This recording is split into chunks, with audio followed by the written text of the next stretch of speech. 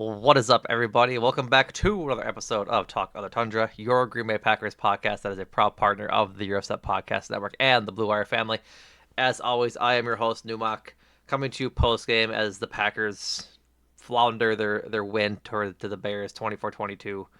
And then, obviously, a loss, not a good one, I'd say, to talk about that with me as my good buddy, Jordan Chesky. Jordan, how you doing, buddy? Doing well.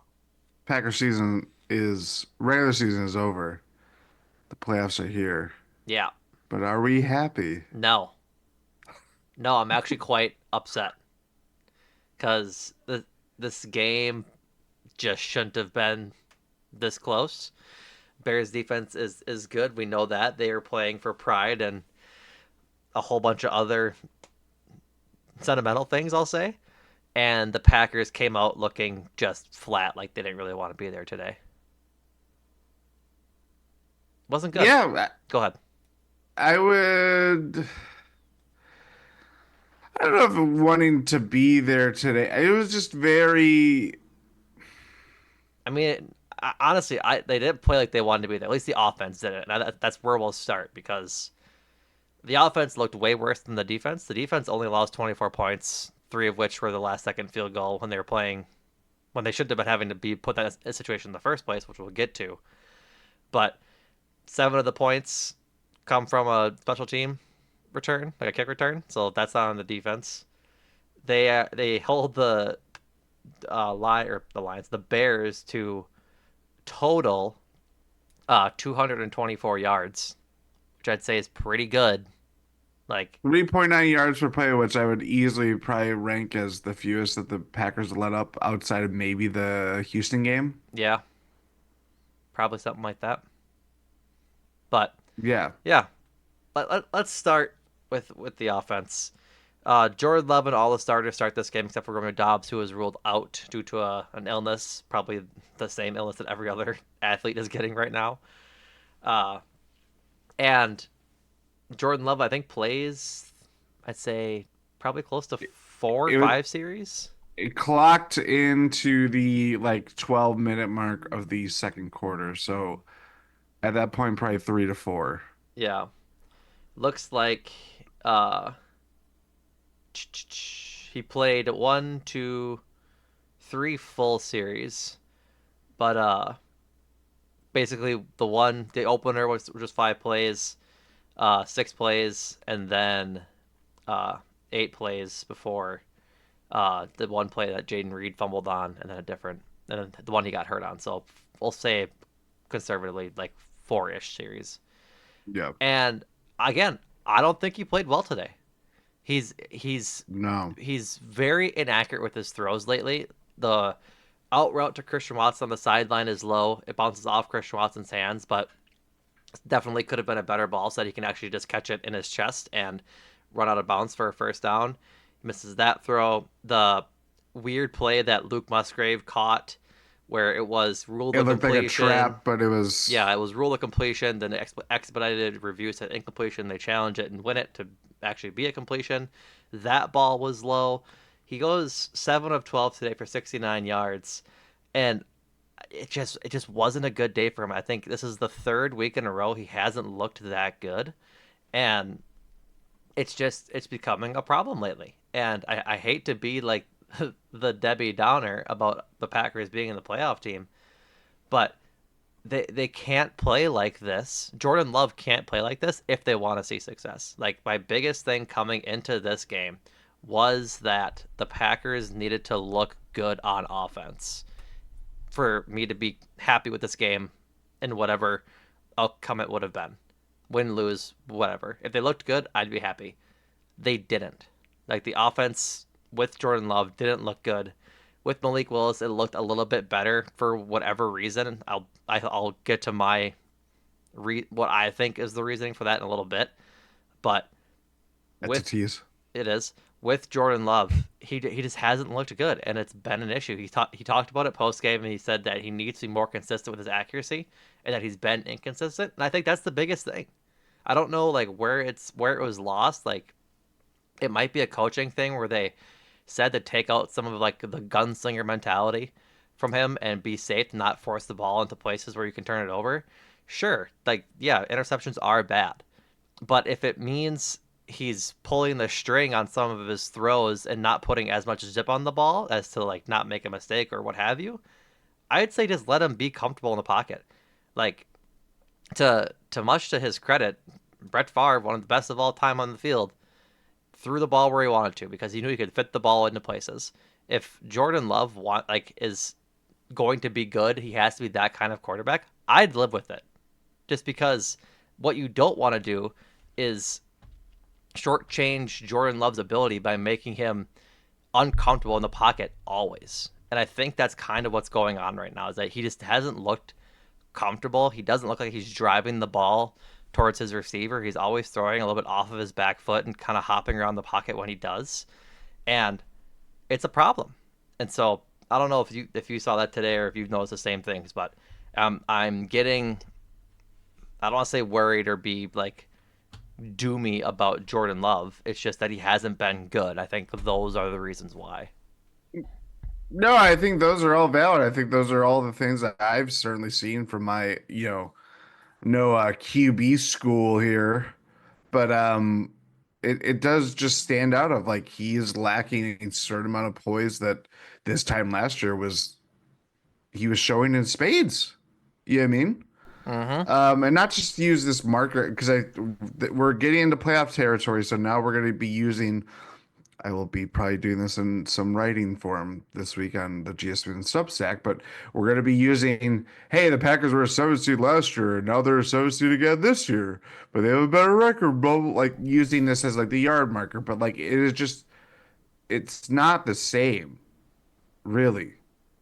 No, Um, not much at all. I think part of it too, it just comes down to the wide receiver core, like the depth of that room. We thought it was like untouchable at training camp based on Yeah. like the depth it had. It was like, who are you going to cut down from this? Like, how many wide receivers are you going to carry?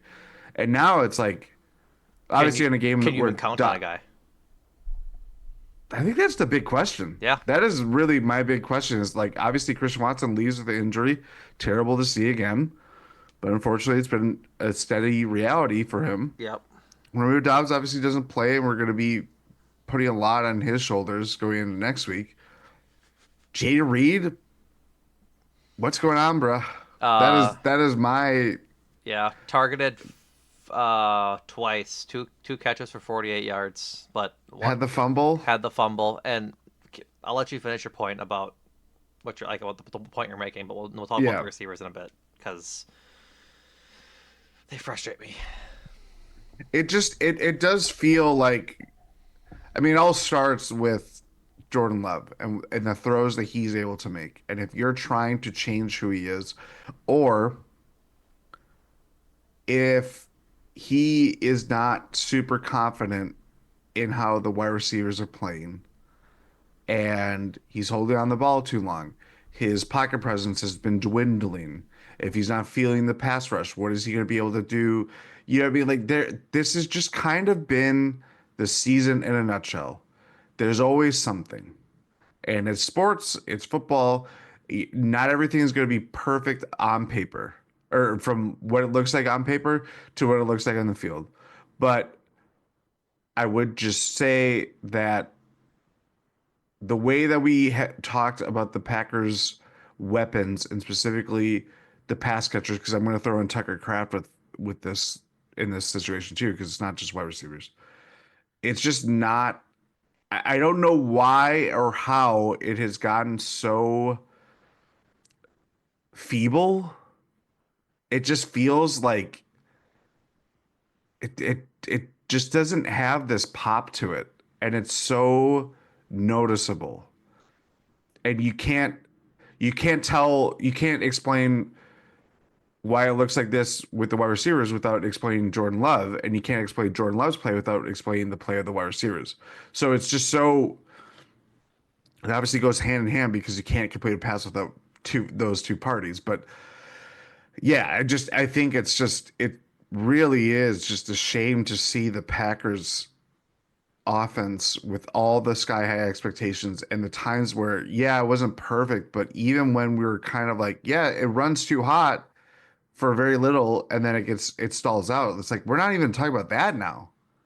Like we're just barely like getting up the field, like even in scoring position. Like yeah, I that's kind of how I am. I think you characterize it perfectly with Jordan Love, and he just doesn't have that like any any of the confidence that he felt like dealing with the ball in his hands that even with the injuries earlier this year and kind of all that stuff, it's like you could still rely on him making some plays in the mud, and it's like Hmm. it's it truly has not looked good since the Seattle game. The No, Saints game, it there was a lot of restraint, and I feel like a lot of that has continued to carry over. I would agree.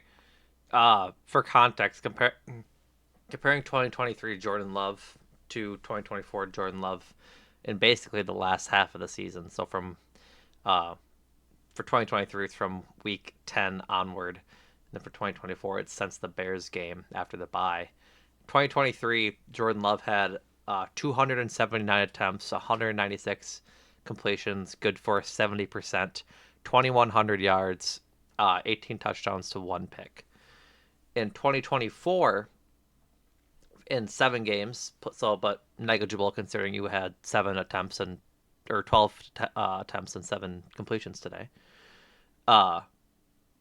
173 attempts, so a good almost 100 fewer, 114 completions, 10 touchdowns and 1 interception, 1,500 yards, and a 65, we'll call it 66% completion rate. 4 fewer percent, 8 fewer touchdowns, and in general, just a worse looking offense. Like, I don't know what happened between last year and this run and sort of what he's looked like this year when he's been healthy, but it's been stark. And I think like the biggest thing is yeah, they got Josh Jacobs and he's a power running back and they've really found their groove in their run game. But I think, and this is where I don't want to have this whole discussion ad nauseum because you're not going to do anything about Matt LaFleur, but Matt LaFleur has to learn how to call a better game and have a better balance between the two, because it's I think that might be the biggest difference is that for what 4 years, 5 years, yeah, I think four, it was all pass all time with Aaron Rodgers under Matt LaFleur. All the time. Shotgun, just like lot of passing happening, right? Aaron Jones is mixed in. Fans pound the table and beg for Aaron Jones to be utilized more. Well, Jordan Love comes in. Aaron Jones has a bit of an up and down year health wise last year. And now we get Josh Jacobs, and we finally get to see what this Packers team looks like with a good run game. And then Yeah, it's like monkey paw stuff type Jordan. Please run the ball more. careful what you wish for, kind of Yeah, thing. please run the ball more. And then now that we run the ball more, the passing offense just looks bad. Like it I don't know what it is or why it is. Like I gave my theories about just Love being inaccurate, not really driving the ball much, but I mean that's a big difference. It looks and feels so much different than last year. Them going in as a 7 seed. You go in last year. They won their last 3 games, last 6 of their last 8 to get in the playoffs.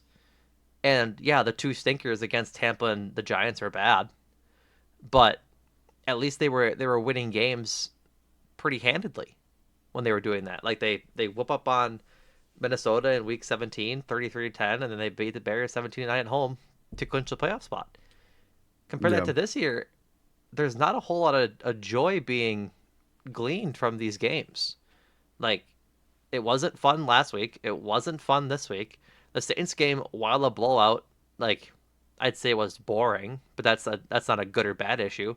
But Jordan Love wasn't good in that game either. No. And I really can't characterize enough that the he needs to be good for them to make any sort of run, obviously. But Yeah. we saw. We'll get to the positives later on the running game because they're good. But we'll hold on to that. But yeah, I agree with you. Like the receivers and anyone pass catch that are catching the ball, you can't rely on them. Jaden Reed fumbles on an end around, and I think that's his like second or third fumble this year, if I'm not mistaken. Tucker Kraft, It might be higher. 4 catches, 36 yards on 7 targets. Malik Heath led the team in yards today. 3 catches, 53 yards, and had an absolutely insane catch. Like Yeah. it was a great catch. Dontayvion Wicks catches all but one of his targets, 5 of 6 for 49 yards. It's just it's just not good. And I was drinking the Kool Aid that they could run out, they could trot out these guys, Watson, Dobbs, Reed, Kraft, and the rest of the guys, and just be a good unit of wide receiver twos because they all brought something different to the table. And now I, it's partially QB play and it's partially them too. Like I don't think anyone had a really bad drop today that like the Reed one last week or the Wicks one last week where like it's like notable and it sticks out in my brain. But there's still drops here and there's still inaccuracy issues from Jordan Love. It's funny because I'm looking at the ESPN box score, and if you look at like the leaders, like Malik Willis, obviously 10 of 13, 136 passing yards. Emmanuel Wilson, 14 carries, 73 yards, one TD. Receiving yards to lead the Packers is Malik Heath with 3 catches, 53 yards. Do you just look at like the leaders for the Packers, you'd be like, oh, they didn't play their starters. It's like, no, they did. No, they did. That's the problem. Yeah. That's the problem. And yeah, like I the strength in numbers concept, especially with the passing weapons specifically, it's really fallen off, and it's very concerning. And again, it's football. It happens. Everybody's carrying their own injuries. Romeo Dobbs dealt with a concussion, turned in some solid performances since then, but it's still not, I'm sure he'd probably say that he's not like 100% back from all that. Jaden Reed, terrible run of form. Christian Watson gets hurt. Bo Melton, like we're getting back into like kind of the periphery guys, or the guys that were thinking like maybe they make us leap up, like Dontayvion Wicks, who expectations were just too high from this year. And as disappointing as it was, it's still like he's kind of in that next tier. We always just thought he was just going to supplant that tier, and then you get into Heath, Bo Melton, that range. Right. But yeah, it's just like I think the bigger question and the biggest thing, like part of it, where we're coming from, is that we I can make the argument that the Packers can still beat the Eagles next week. They have the capabilities of it. Do they realize that potential? I would say no. But even with this slide to end the season, because I'm going to call it a slide, even with 2 losses and one, you know, whatever. Um, the fact that Jordan Love, like, it is a big question about what is his what is his best role? How can you empower the running offense and make sure that like that Josh Jacobs, Emmanuel Wilson, like everything that's going on with that, because even the blocking is just way more crisper that way than even today against the Bears. Like Mm-hmm. Jordan Love is getting hounded, and it's like, where is this coming from? Like Yeah. you're playing your ones. And granted, I'm not like we talked about going into this game. Those Bears guys are playing. It's a rivalry game. If this was not the Bears, a lot of these guys would have rested. Yeah. Let's just be very clear. 100%. But it's the Bears, and you want to maintain the streak of beating them. So the fact that you lose to them, yeah, it sucks. But the longer that the winning streak was going to climb, when they eventually lost, it was going to make it feel grosser, Right. for lack of a better way of saying it. So when they lose the way that they did today, and the guys that are playing that are starters, and you're just like, what is like, they're not, this is not a playoff ready team No. at any question. So when we're asking these like existential questions of like, what is Jordan Love's best role when Josh Jacobs has it rolling and the running game looks so good, and it's like, do you shield him from? Are they going to just use him as like the home run hitter? It's like, I think we're I think we have lost the plot if that is the case. I think that sets up a quick playoff exit, and you have to reassess. Well, we didn't find the balance with this team this year offensively. How do you get back to, you know, what it even looked like last year? Not that that was a perfect team by any means. Right. No, I'm totally with you because, man, I don't know the answer because I think if you're going to be a run first team, which is what they've been at their best this year, you have to make sure that Jordan Love is at his best when he does throw the ball, and he hasn't been. And so Yeah, I guess let's transition from Jordan Love to what I think is a bigger issue in in the Packers offense right now, and that is the play calling. I like Matt LaFleur. He's a good coach. Adam Stenavich is a good coach. I think the biggest issue that I've noticed over the course of this season is there are two entirely different playbooks for Jordan Love and Malik Willis, and the offense looks a lot better with the plays that they call when Willis is in at quarterback than the plays that they call for when Jordan Love is in at quarterback. They do so much gimmicky stuff, like on the regular when Jordan Love is playing, obviously, like throughout the regular season. They run an end around probably at least once a game.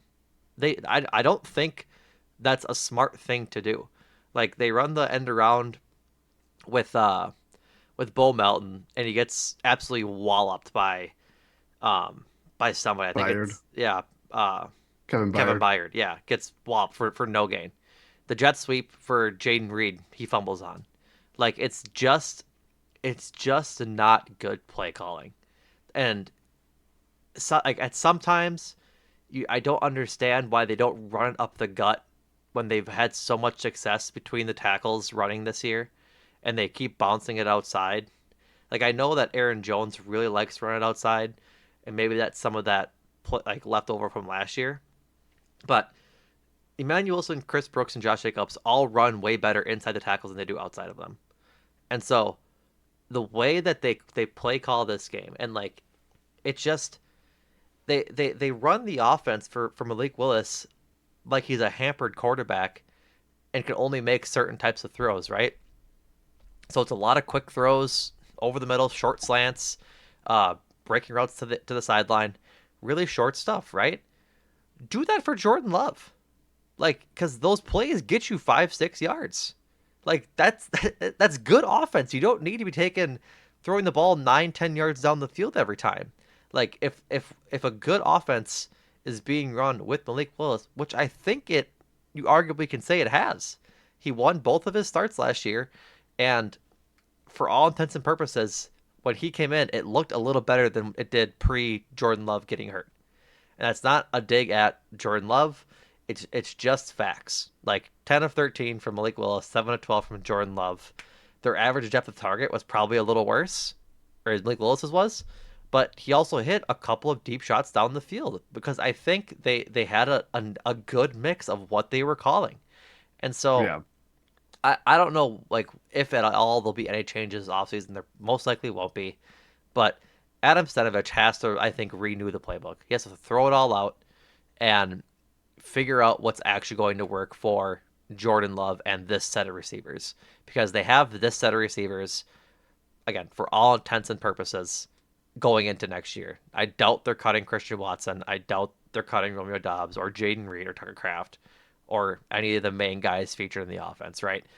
And so they he has to figure out a way to make this offense, him and Matt LaFleur, mind you, to make this offense hum like we know it can. Because we saw it last year. And it that just requires more than what we've seen in this regular season so far. Because or throughout this entire 18 week season. Cuz it looks good at times. It does. But it doesn't help that they're aided and this is a meme and a joke most of the time. It doesn't help that they get so much help from defensive pass interference calls. Like that's not good offense, right?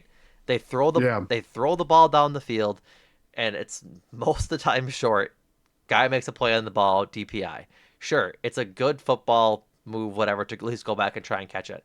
It's a better football move to throw the ball in the place where it's supposed to be over a shoulder for a big catch or a touchdown, right? Like, you don't want to pin your hopes on the refs throwing the flag. And I think that's a lot of what the explosive plays have been like this season. It's either a great ball or it's a very underthrown ball and you get bailed out by a call. And I just want to see the offense be easy for Jordan Love, and it hasn't been. Give him the short throws, give him the easy stuff, because maybe he gets in a rhythm that way. Because if you're running the ball as much as you do as the Packers offense right now, he's throwing the ball infrequently. He's not throwing the ball every other down or so. Like they go entire drives where he doesn't throw the ball. And if they're scoring touchdowns, that's good. But at the same exact time, you have to make sure he has confidence throwing the ball. And a throw to Christian Watson like he had today towards the sideline, that's a hard throw. Give him easy stuff to build his confidence to know that he can make those throws and give him a chance to drive the ball 6 yards down the field on a slant and just take the easy stuff. Like it bothers me to my core that they make it look so hard for Jordan Love when it could be so much easier. I think part of it, I mean, obviously it is playing to the strengths of Malik Willis in that case. On the other hand, it is certainly to shield him.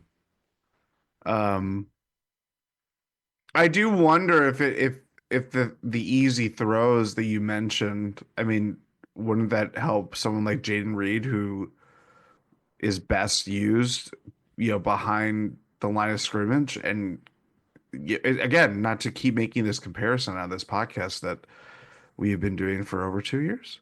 I don't know. I just randomly did that. But that Debo Samuel like role of, get him the ball, just get hit. It doesn't have to be this end around BS where he just have him follow lead blockers, put your best blockers out in the open field and just get that's just the best way to unlock him, it feels like. Um, yeah, I don't know. That's where it's gonna be really tough to just like how do you find this balance of like what the Packers look like with Malik Willis? Not that it's like, the Kurt Warner the greatest show on turf Rams, but like there is just such a difference in how both offenses look and how it pops. Like even Chris Brooks, like they have Good the player, running Chris game is Brooks. like what did you Good say? player, Chris Brooks. Good, yeah, good player. Found the hole. Like they were churning out 7 to 8 yard runs, whether it was Josh Jacobs, whether it was Emmanuel Wilson, whether it was Chris Brooks. And not that the run game is unimpeachable by any means, but like, I mean, considering that last week, the Vikings eventually found a way to shut it down, but it just feels like the Packers had a good like fastball and the run game was going to be like this changeup. And now the fastball is the run game, and your changeup doesn't, get over the player. They're hitting it over. Not to mix sports metaphors No, here. I think the point you're making is great. Like the changeup is the passing game, and they're leaving it up in the zone every time. It's for the defense to tee off on it. Like it just doesn't look good. Yeah, like, and I don't know. Again, I think a lot of it just comes down to where the play is with your wide receiver core. It's like, are the reasons why we're not seeing a lot of the easy things that could probably get Jordan Love going, or his wide receiver core going? Is it because the defenses are selling this out? Like we're not. I'm not all 22 looking over the like bird's eye view of seeing where the defenses are looking, but I would imagine that's pretty high up on the list of like, hey, Packers are really good at getting perimeter throws out there. Let's take that away. Try to make it a little harder for Jordan Love to have the game come to him rather than him impose his will and just march down, drive after drive. Hmm. So yeah, the balance overall, like we're just talking about the balance of this offense is shifted so out of whack and out of gears that it raises a lot of significant questions about what they can do against Philadelphia next weekend. Yeah, totally agree. Because the Eagles defense is good. Like, right? Like the Eagles are a great, well rounded team. And it we'll talk about the Eagles on Thursday, Friday for you guys. We'll talk about them. But right now, the way this offense is looking, it's tough sledding for sure. Um, Yeah. let's talk about those running backs because I think we ought to because I think they played very well today. Uh, Josh Jacobs in his limited time playing today uh, does fairly well. 6 carries, 44 yards, and a touchdown. 7.3 average yards per carry. Emmanuel Wilson, 14 carries, 73 yards, and a touchdown, including the touchdown was the long scamper for him. And then Chris Brooks, 8 carries, 59 yards, 7.4 yards per carry. Great day from all three of them. Like we talked about it ad nauseum in this first half of this podcast that the run game is their fastball and their biggest strength right now. If they can keep it going, they have a chance to make a decent run. But it they're just really good. Like Yeah. credit to the team for recognizing the use in all three of those backs. I will sing Emmanuel Wilson's praises forever. Like I'm glad I'm right on that one, frankly, to pat myself on the back. Um, it gets really wonky next year just to look ahead a tiny bit to what they're going to do with Marshawn Lloyd. It looks really weird, but they'll probably end up moving Chris Brooks or doing whatever. But regardless, just very happy with the running game. It's good to see them actually have some sort of semblance of a running game in comparison to the last, what, 10 years? 2015? Oh, Like Aaron Jones has always been maybe here, but he's never been the ground and pound running back that Josh Jacobs is this year. honestly it was probably like Eddie Like the Lacy first year of Eddie Lacy in first 2 years. 2014, 15, whatever that was. That would have been the conference championship game against Seattle, right? That year. 2014 then, yeah. Yeah. That's probably, yeah, I would say so. So, yeah, it's the best run game has looked in a while, and credit where credit's due. They they deserve their flowers this year. Alrighty. It's Well, also, go ahead. I should also note, not that, you know, as much as we were lamenting about the passing game, considering Jordan Love did leave this game with an injury, and I know Oh yeah, we it's didn't talk about the actual injuries. that the numbness in his hand forced him to leave the game after taking kind of a hit. It was more falling to the ground Yeah. kind of way. It's like, well, if that continues to linger over this week, how does that affect how Matt LaFleur is going to approach this game? Are they going Yeah. to go super run heavy and try to hide Jordan Love as much as possible? Or I don't know. I don't know. To springboard off that, just we don't miss it. Jordan Love in the second quarter is about to be sacked, falls down on his elbow. Said post game that he lost all feeling in his throwing hand. Not ideal, obviously. Malik Willis then comes in and So did finishes the I. game. Malik Willis comes in and finishes the game. Christian Watson goes down with a knee injury, non-contact, gets carted off the field. That they're walking to the sidelines.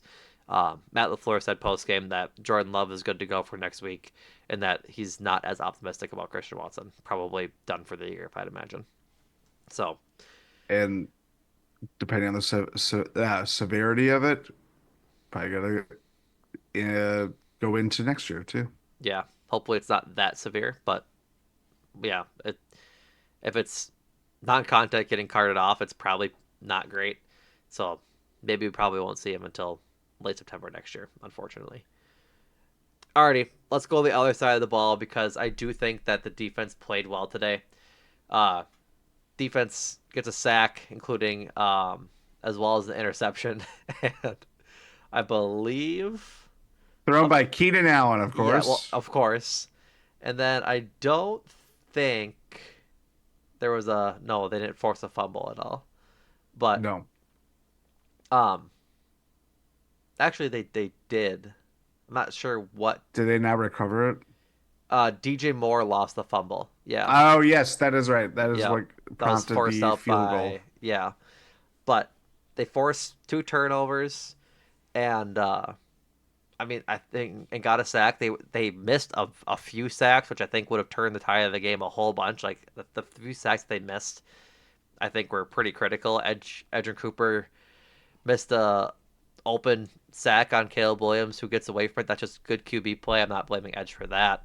There was a lot of just Caleb Williams ducking and squeezing out of sacks, uh, and so that like, it was tough that way. But yeah, to your point, Keenan Allen, they do a little trickery. Keenan Allen throws that ball. I don't know what It he was was thinking. it was the worst It throw. was so bad. Just so bad. Like, and the funniest part about it was he throws it and then it's immediately intercepted. He Yeah. makes no effort to tackle Xavier McKinney, and he puts his hands in his hand warmer pocket and just walks back to the sideline like he is a quarterback. Like it He threw it like was Nathan so funny. Peterman or like Cutler. Yeah, Like, it was really bad. It was really bad. And so, um, the Packers hold Caleb Williams to 148 yards passing. He officially does not outgain his kicker or his punter on the season. I'll tip my cap. I'll hang my hat on that for probably the rest of my life because it's one of the funniest things I've ever seen happen and just karma to a T. Um, they hold the Bears run game to 83 yards, including DeAndre Swift 65 yards and on 20 carries and a touchdown. Like that's pretty good. Um, nothing else from really anybody. Caleb Williams had 3 scrambles for 10 yards, and that was really it.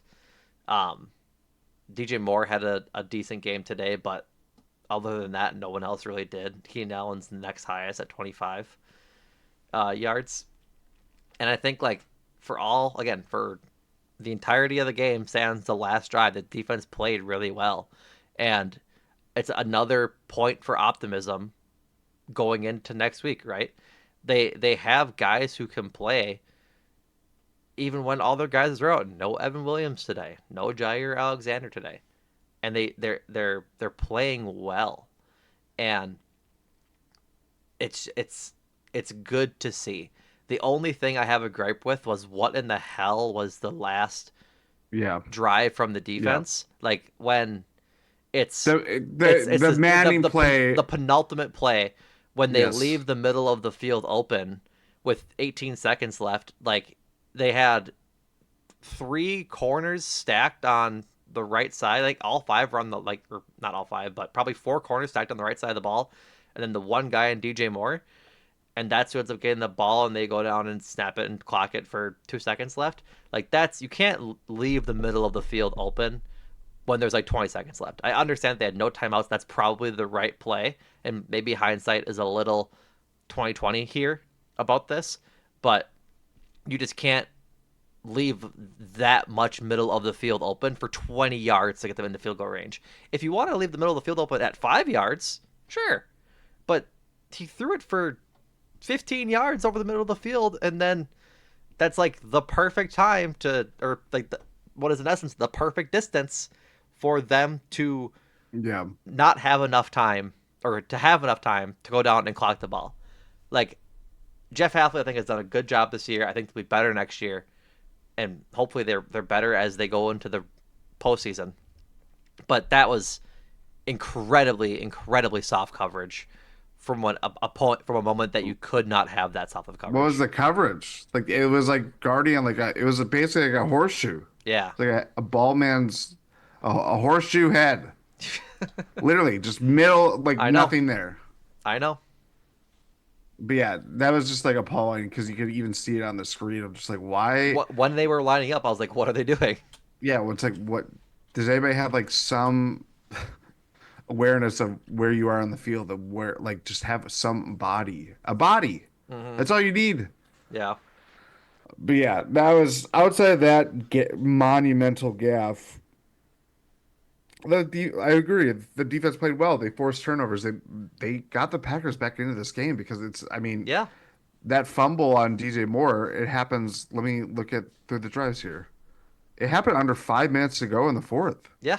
It's how they kicked the field goal, Yeah, and to to rake on Matt LaFleur again, they win this game if Matt LaFleur doesn't call that timeout. Yes. It's an insane timeout, and Jacob Morley said it Yeah. on Twitter where Yeah. Matt LaFleur said that he called the timeout to see if he wanted to go for it, which is just horrendous, indefensible process. That is getting, you need to get out of your own way. Yeah, It is insane.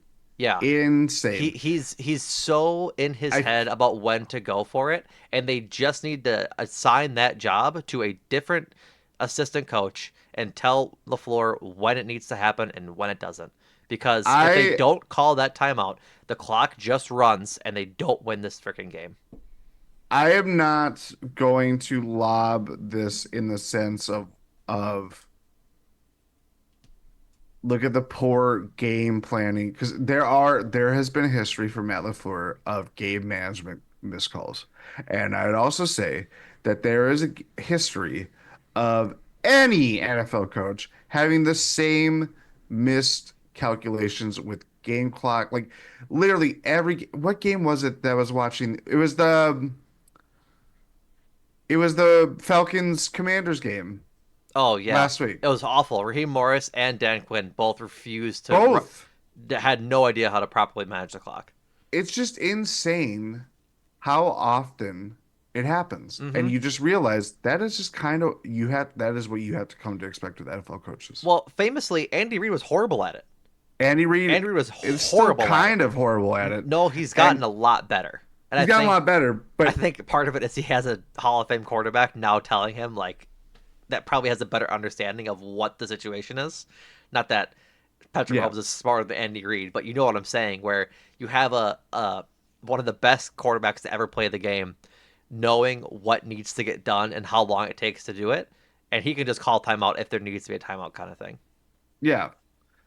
I just for LaFleur, like this I don't want this to be construed in a way of like what I think of Matt LaFleur outside of the season. But these gaffes this year have really piled up over the last what 5 weeks. It Yeah, really was the Seattle game. As much as that felt like a comfortable victory, there was things like at the end of the half with the whole game management, time play, whatever you want to call it, and then it's just like not every decision is made with the same thought process in mind, but the inconsistencies, the the going for or settling for a field goal at the start of the Vikings game and then going for it on fourth down when the offense was kind of not in gear yet at that right. point, They and then yeah those points looming large in the Vikings game. It's like I don't know.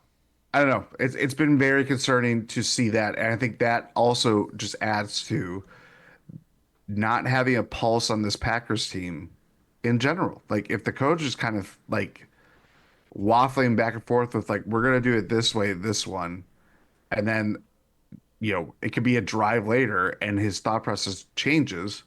Well, some of that is based on feel, some of that is based on kind of just going for the reaction at all. But also it's like you're kind of searching for something.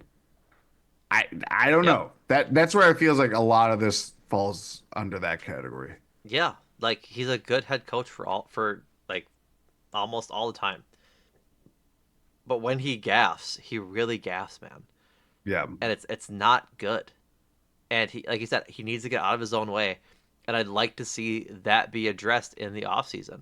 Like one of the Packers reporters can tweet out, I'd be welcome to see it. Packers have hired so and so to as assistant head coach, and his only job is just watching the computer. Yeah. When does the computer say go for it? When does it say punt? When does it say go for the touchdown or And kick the that field goal? means the Packers just hired Brick Johnson. Yeah, famous, not famously, Woody Johnson's son I for you think it's people, famous at this point now. probably, but still, like What it. other Brick do you know that's a real life person and not a Anchorman character? Lovely Can't really question name because him. I don't know. Regardless, Brick. like that, it's an issue, and until the issue gets solved, it's going to keep cropping up, and I don't even like think it needs to be this hard, right? Like it. Yeah. I know that you said that like yes, all of the coaches in the NFL have these gaffes. If Matt LaFleur wants to be considered one of the best coaches in the NFL, then he just has to be better at this. Like Yep. I like Matt LaFleur. I've said it in this pod already, and I've said it over and over and over again. But the decisions like this are why the Packers lose games sometimes, and that's it. It's to be frank about it.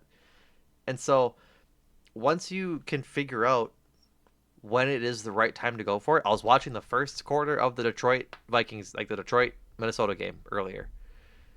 Lions were first or third and 12 or something after a penalty, and they get to 4th and 5, and it was nope, not even think about it. They're going for it, and they get 14 yards on it. Like I know Yeah. that offense is supercharged under Ben Johnson and all the weapons they have, but I feel like they like the offense should look like the Lions looks in terms of confidence. They have the ability. We know they can do it. We've seen them do it, and it doesn't look like that ever, and it drives me bonkers. But like I'm just looking at the Packers offensive um coaching staff. Like give Sean Mannion this job. Like give it to Rob Grosso, the offensive quality control coach. You tell me neither one of those people can look at a Gross computer. out Grasso. You're telling me neither one of those people can look at the computer and be like, "Man, this analytics model here tells me we should go for it." Hey, Matt, go for it. Run the offense. Okay. Thank you, Sean. Thank you, Sean. Appreciate it. Take that decision out of my hands. And it shouldn't be so like that decision shouldn't be being made. That's probably still not right grammatically. In the moment, it should be made 2 plays ahead, a Yeah. play ahead at the latest. Because you think about it, you've heard like all of the commentators when they talk about it when the game is coming down to the wire, right? This is 4 down territory. You call a 3rd down play to make sure your 4th down play works. I feel like that's just not how this offense works when it needs to. When like they really don't operate as a 4 down offense team unless they're within the 10-yard line, and even then they don't. And then they still run it on 3rd and 6 with Malik Willis under center. It's like, Yep, what are you doing? yep. And that's just the frustrating thing about it. Like I feel like they're needlessly playing football with their hands tied behind their back, and part of that is coaching. Part of that is just mistakes. Like again, not a lot of penalties today. Nothing to be upset about penalty wise. That's good. The offense just needs to look better. They still, but on, I would say that's bad because there's still way more gaffes because that's our word of the podcast today. Um, that we can point to as being why did this happen when you don't have many penalties? They still Sure. managed to shoot themselves in the foot without having illegal formations or illegal shifts or whatever. Like the Bears are doing that in spades. Like they were doing plenty of that, Yep. Plenty of and they holdings. still won the Plenty. game. Like Yep. they were giving the Packers every reason to win this game when the Packers were playing what at best a C level game. Mm-hmm. So it's like you are you meeting your opponent to their level, or more concerningly, is this just who you are right now? And Maybe. I I don't know. I don't know. I think there's you can be in the middle for some of it, but it doesn't matter when you have to play the second seed of the Eagles next week. Nope. Exactly. I'm right there with you. Um, we haven't talked about him much this season. Hmm.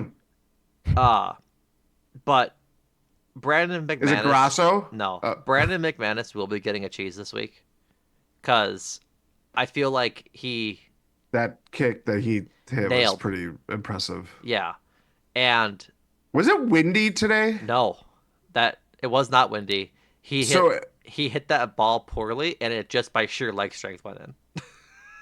Because it felt like a lot of like low No, line drivers for both kickers. nope. It was not windy. The Joe Buck or not Joe Buck.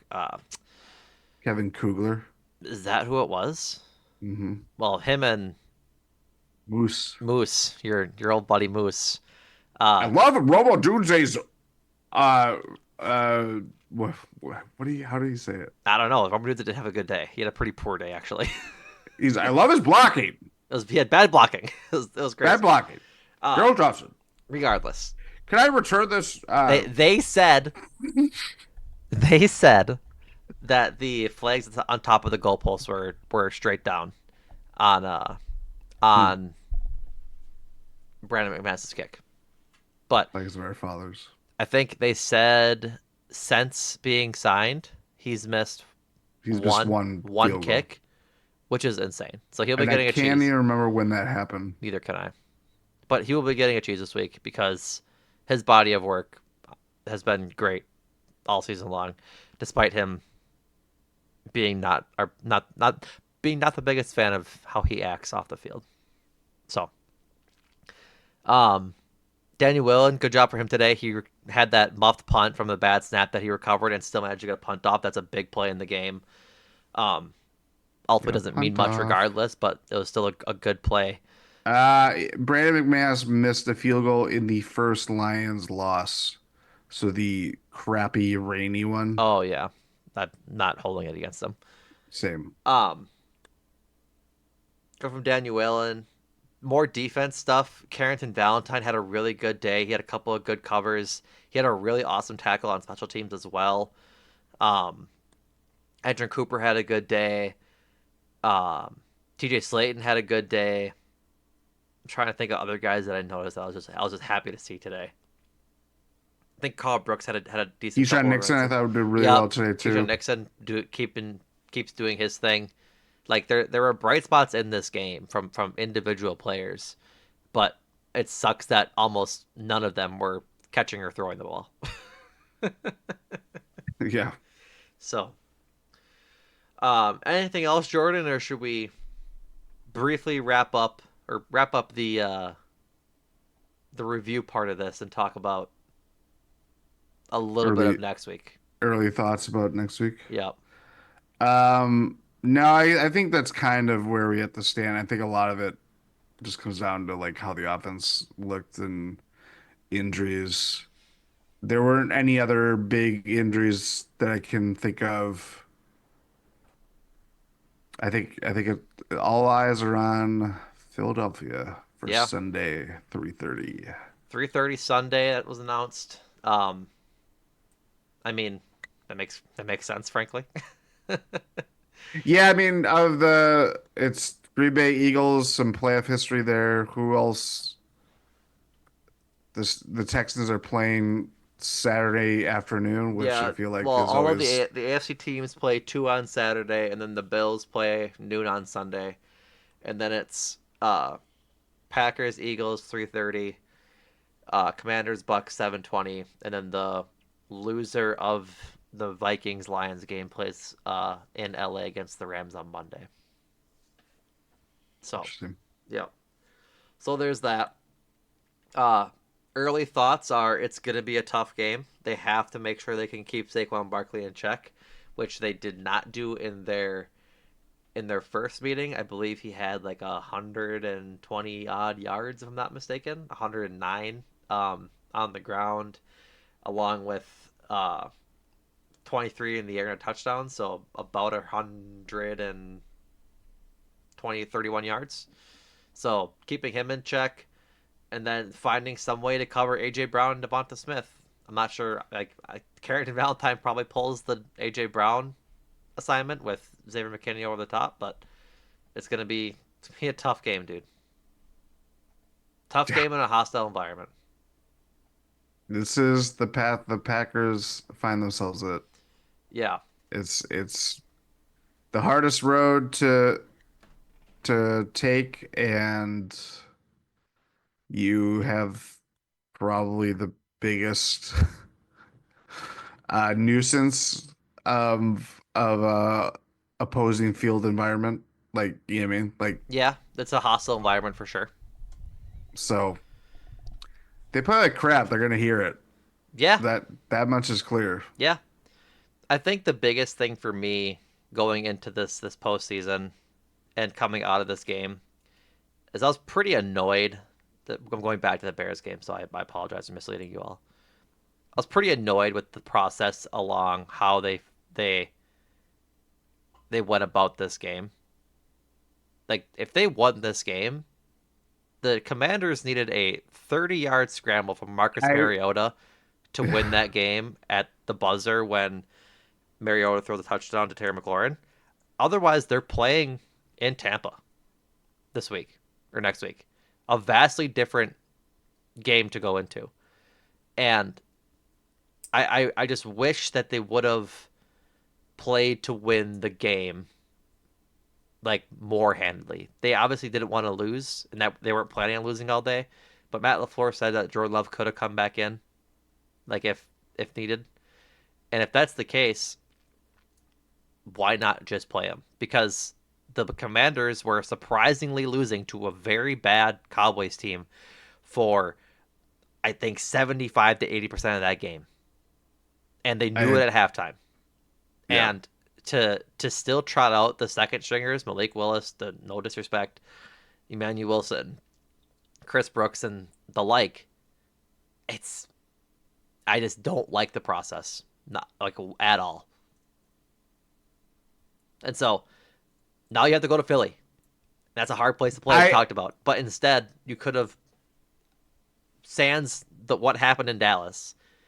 You could have just been going to Tampa and playing a worse team. I think the pushback I would have on that is that you had just seen Jordan Love leave the game with that injury. You had just seen Christian Watson leave the game with that injury. That would probably make me think, yeah, do I think we can win this game with our twos or some of these guys filling in with bigger roles? I still do, even though it's going to be a little dicier. And they still could have done it. They still could have done that. I think that is to me is that you didn't need to like do the scoreboard watch. It's like they had the opportunity to, and they fumbled it, even despite the Bears giving them second, third, fourth, Yep. fifth, 200 chances. Right. And And it just could have been a lot different in my mind. Maybe it wasn't that, of but course. I don't know. It just I wanted to make sure I said that because I had been planning on saying it the entire No, pod and I didn't. will, and I'm again that was context almost lost to me because I'm watching the condensed game, Mm. and then all of a sudden they have the it's This, not the second screen experience, but they yeah, put on they a put the scoreboard scoreboard up ticker, there. Yeah, and there's 6 seconds left. We're like, wait, the Cowboys were winning? yeah, Did they win? Like I didn't know who won that yeah. game. I was only focused on the Packers game, It's crazy and how the like with the context that the Cowboys are leading this game for a good chunk of it, and you don't see any sort of urgency from the Packers yep, whatsoever. Remember the golden days? This is mostly a joke. But like when the Packers needed to make the playoffs and they had to do that shootout against the Panthers, I believe they were playing, and they had to score more points. it was the Ray Rhodes year. Yeah. And they were just going back and forth because to make the playoffs they had to do this, all that. That should have been like Their mindset. their mindset going into this game.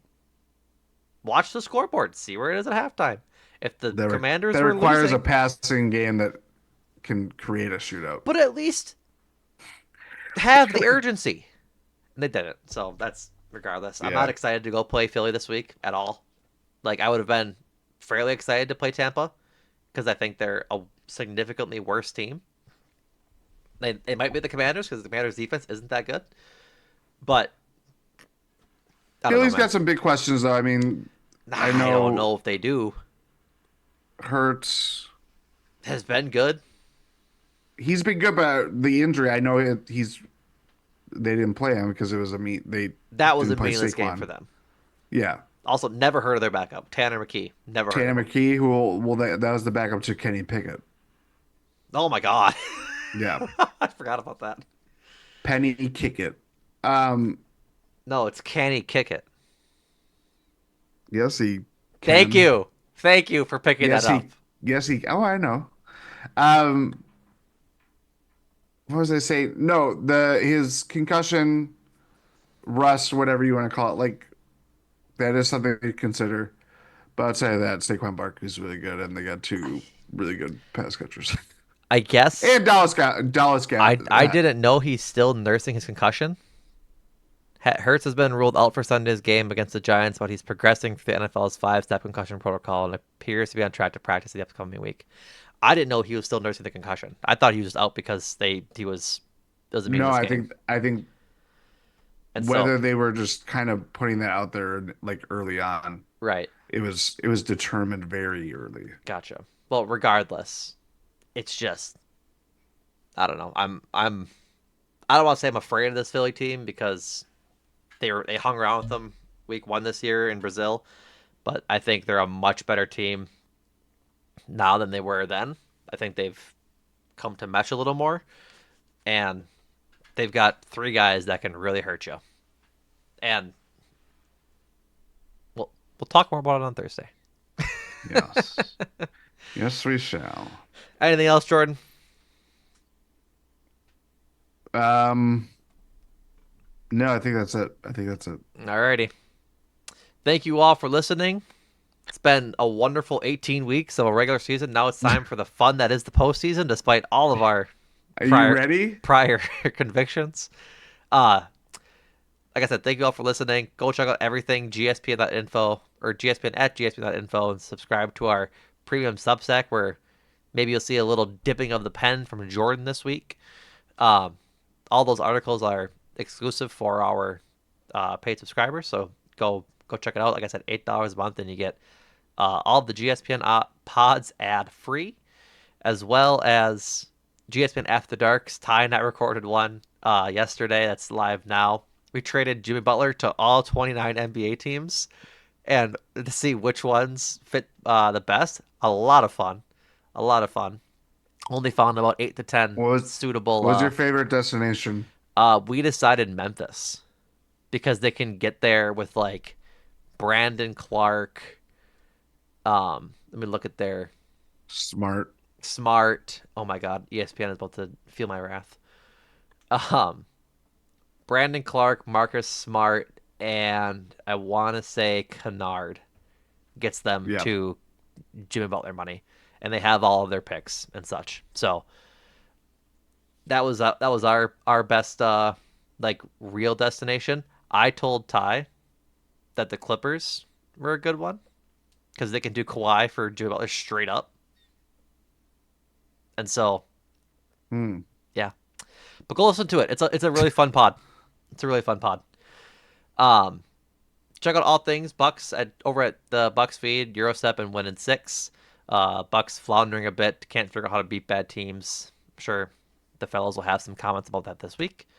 All things Brewers, as they are hopefully the destination for the fella whose name I cannot remember coming over from Korea, if I believe. I cannot think of his name. Oh, yes. Why? I'm gonna find his name and Typing Korean Sasuke, baseball. Roki Yes. Sasuke. And he's Japanese, not Korean. My apologies. Excuse Um, me. Haseong Kim is Korean, the guy that just signed with the Doyers. So Doi. the Doyers, yep.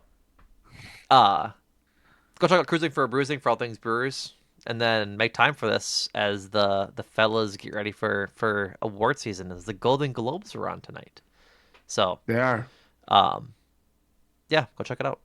All right, folks. Thank you for listening, and as always, we'll be back in your podcast feeds Friday morning. Uh, until then, appreciate you listening, and Jordan, thank you. Thank you.